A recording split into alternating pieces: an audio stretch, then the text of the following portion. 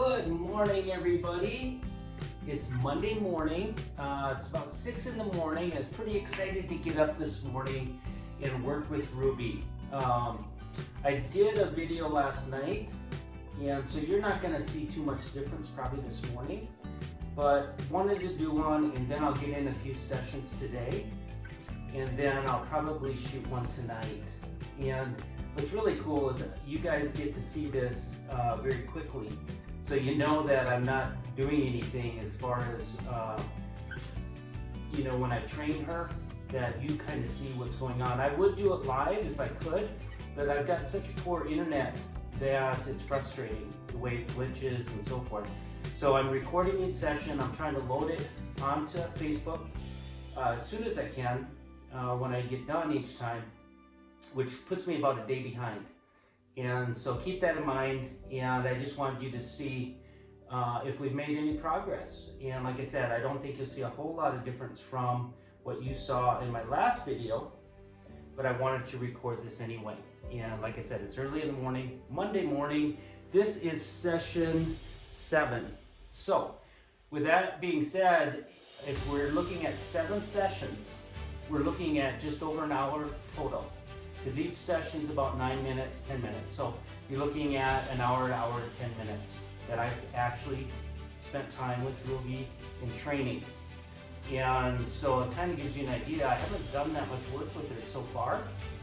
And if you want to, you can speed it up. You can do more sessions throughout the day, and things can happen even quicker with your own bird. So let me grab a feather duster, and let's just see how she's doing this morning. We'll do a couple sessions, or a couple repetitions, and I'll watch the time and make sure we keep it 10 minutes or less. So let me grab a duster, like this. And in the beginning, when you first do approach for your session, you're going to see they're a little more nervous, a little more heightened as far as their state. And that can be good or that can be bad, because when they're in a heightened state, those things really do stick. So I like to do things that are good and things that they're gonna remember, but sometimes if things that bad happen, and it sticks in their brain, then they can make it difficult. So I'm gonna move slow in these first couple times here, and just see how she does.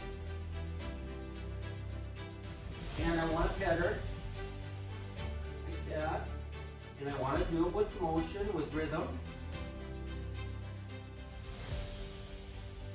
Good. And as soon as she relaxes, which she relaxed right away, and that's what you're going to see. You're going to see her relax, or in her case, she likes to drop down. She finds that, okay, I get the release if I drop down like this. And like I said, eventually that'll go away. It's just something she does, and I don't usually see that with birds, but she just happens to be doing it.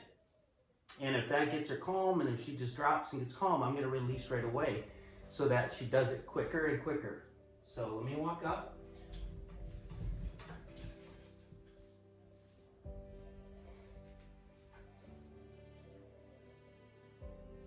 Good. And then as she really gets more and more comfortable, I mentioned in the other video, I will even do it a little bit longer, but it's really important that you release that pressure really quick and send that message to her that, hey, that's what I want, and I'm going to release. And then basically that's the reward, is that release. You do it again. And like I said, when you first start, good. When you first start, you're going to step way away. You might even walk to the door if you were just walking in the room. I do also want to make another point real quick, is if your bird is very, very difficult to work with and you can't even get it out of the cage, everything you see me doing on this perch, you would do in the cage. So you would walk up, and I've said this before, you'd walk up toward the cage and then stop and make sure the bird got calm, then walk away. Right? Yes! But what I do love is that she's coming toward me. She actually feels comfort in being closer to me, and that's helping our bond. It's getting her to rely on me, and eventually it just makes them calm. And you guys, like I said, you see in the videos with my birds, I've been doing this with my birds so much over the years that anything scary creates this calmness over them. So we've just reprogrammed them from being scared in these situations to being calm because of this type of training. And I don't have to give them a treat or have them overcome things because the treats only work when they're hungry or want a treat. And yes, eventually you can get things to work better with less treats, but you always have to rely on those treats. So I want this foundation first, and then later you can start using treats. It doesn't make sense to me that I'm walking up trying to give my bird treats when just my body pressure is scaring the birds and pushing them away. And you see that, you're seeing that in these videos, how pressure, or my body or person, a place, or a thing is pressure to these guys and can scare them. So why would I say, here's a treat, come get it, when it's scary for them to come up because I'm pressured? So this is foundation. This is something I really feel like we miss, and a lot of people don't know about, that we need to do before we even do that other type of training, or if you decide to use food or clickers or whatever. So let me do it again. And I think you'll see over the next couple days this running that she does, where she runs to the other end. That's because in her mind,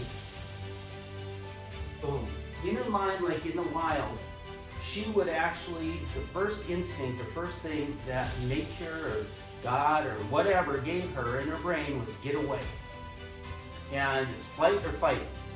And for these guys, it's like, get out of here. And if they can't get away, they're going to fight. They're going to fight, they're going to lunge, they're going to get us to get away. And then that's going to feel good because they're going to get that release. And so, let me do it again. But that running is going to go away because she's going to realize, I don't have to run. Good. Because what's happening is that reacting side of her brain, which is what nature gave her, is to say, get away. And we want her in the thinking side of her brain. And the thinking is when she's calm and she's thinking about it, not just reacting because she's reacting. And like I said, these guys are not a domesticated pet yet. So the things that we see, if we look at nature, look at what happens to them in the wild, and then process that, it all makes sense. And it's just, we have to understand what's taking place. And I think a lot of times we sit there and we think it's like a puppy as far as the way they act and stuff. And then we end up doing things really the opposite. You know, we want to cuddle them and grab them and put more pressure on them. And we wonder why they're fighting or lunging because we're not giving them that release and we're not rewarding them with the release. So let me do it again. And then as we get farther in the session, you see even when she runs, good. It's not as frantic, it's not as scary, her body. It's a little bit better. We are at about 8.5 minutes right now. So I'm gonna do a couple more. There, she got a bit nervous. But I love the fact that she's coming back to me. A lot of these birds don't, but she's finding security in being closer to me. Love it. And that's great. That's what I want. I think that's awesome. So that all positive. Like I said, if people want to speed this up, and she's been really good to work with. Most birds are not going to be this easy.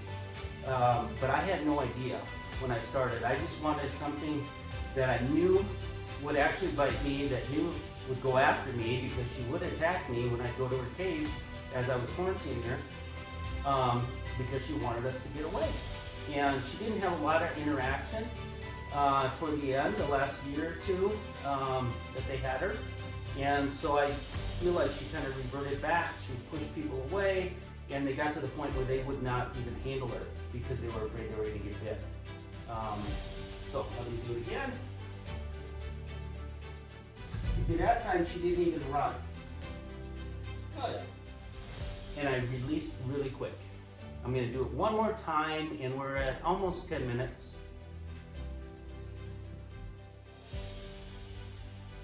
Good. There we go. Awesome. It was a great session, great way to start my day. So glad I could spend a few minutes with you guys and be able to show you this.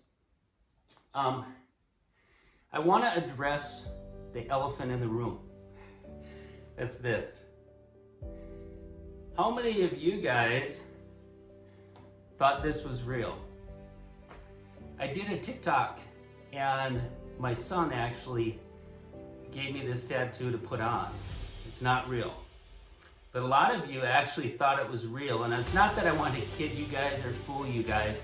I left it on because it'll last a little while. But the point I wanted to make, and I didn't even know I would tell you guys this, but I had a lot of people go, "Oh wow, I can't believe you got a tattoo." What I will say, when you're working with birds or learning about birds, don't believe everything you see on the internet just because it's on the internet. And you've heard this before. And that's why I wanted to show you the process and be able to load these and not be editing them and doing things to change them. And I would do it live if I could, but my internet service is so bad I can't. So, tattoo's not real.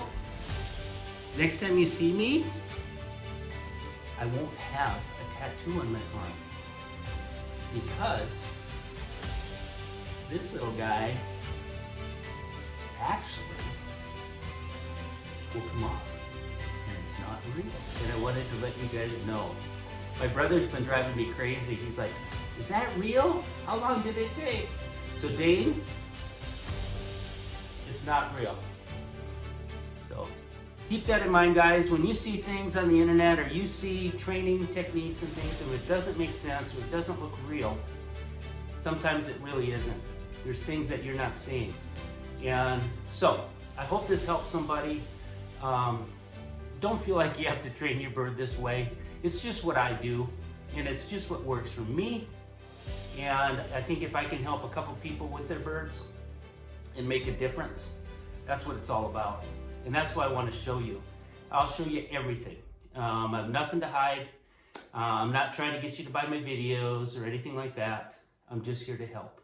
So I hope you guys have a wonderful week, and we'll see you again soon. I'll do a video tonight and load that on so you guys can see if we made any progress with Ruby, our new macaw that we're going to teach to unicycle with us. Thank you guys. Love you all. Bye-bye.